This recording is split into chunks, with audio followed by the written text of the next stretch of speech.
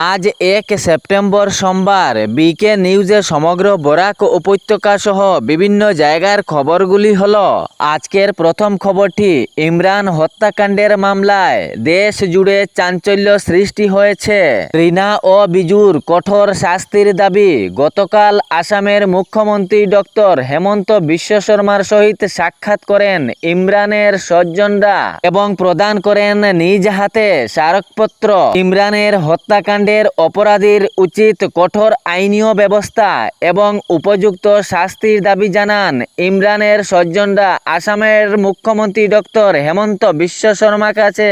এর পরবর্তী খবরটি হলো, এবার বরাক উপত্যকায় চলবে উচ্ছেদ অভিযান, সাড়া দিলেন অসমের মুখ্যমন্ত্রী ডক্টর হেমন্ত বিশ্ব শর্মা। অসমের বিভিন্ন এলাকায় এ উচ্ছেদ অভিযান চালানো হয়েছিল। এখন বরাক উপত্যকার 3 জেলা অর্থাৎ শ্রীভূমি তথা করিমগঞ্জ, কাছাড় এবং হাইলাকান্দি জেলাতেও উচ্ছেদ অভিযানের সাড়া রয়েছে।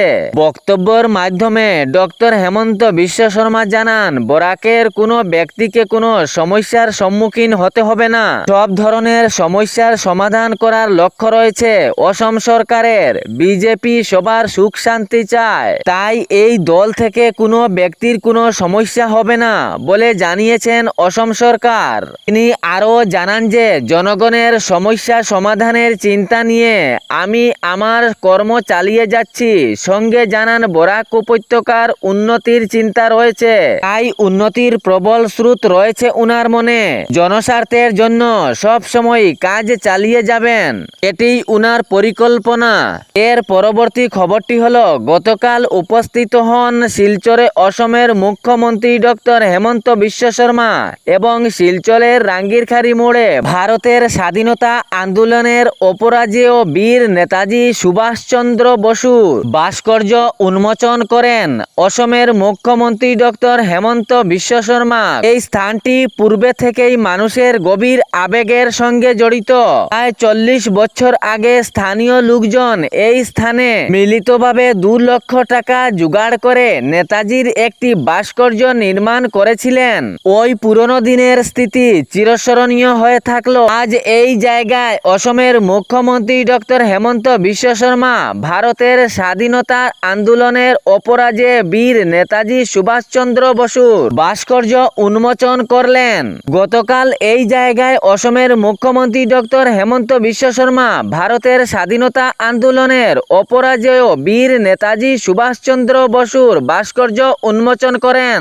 সেটি পুনরায় সেই পুরনো দিনের নস্টালজিয়াকে যেন ফিরিয়ে এনেছে।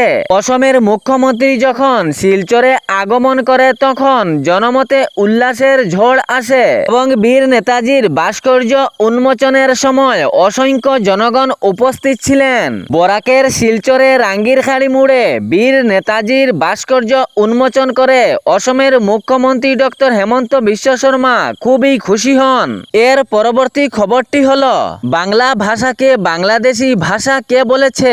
বাংলা ভাষাকে বিজেপি সর্বদা সম্মান দিয়েছে, প্রকাশ্যে বললেন অসমের মুখ্যমন্ত্রী ডক্টর হেমন্ত বিশ্ব শর্মা।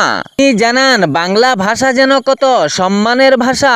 ভারতের প্রধানমন্ত্রী নরেন্দ্র মোদী বাংলা ভাষাকে ধ্রুপদী ভাষার সম্মান দিয়েছেন বলে জানিয়েছেন অসমের মুখ্যমন্ত্রী।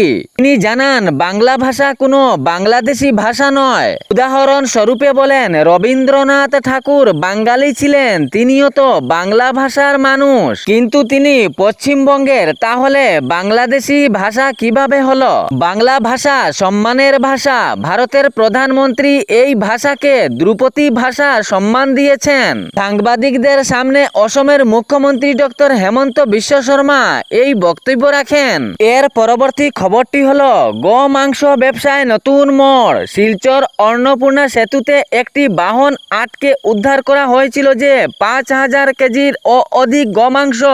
জানা গিয়েছে কামরূপ জেলার রমেশ নামের এক ব্যক্তির গাড়ি, আর সেই গাড়ি করে গুয়াহাটি থেকে মিজোরামের উদ্দেশ্যে রওনা হয় এই বাহনটি।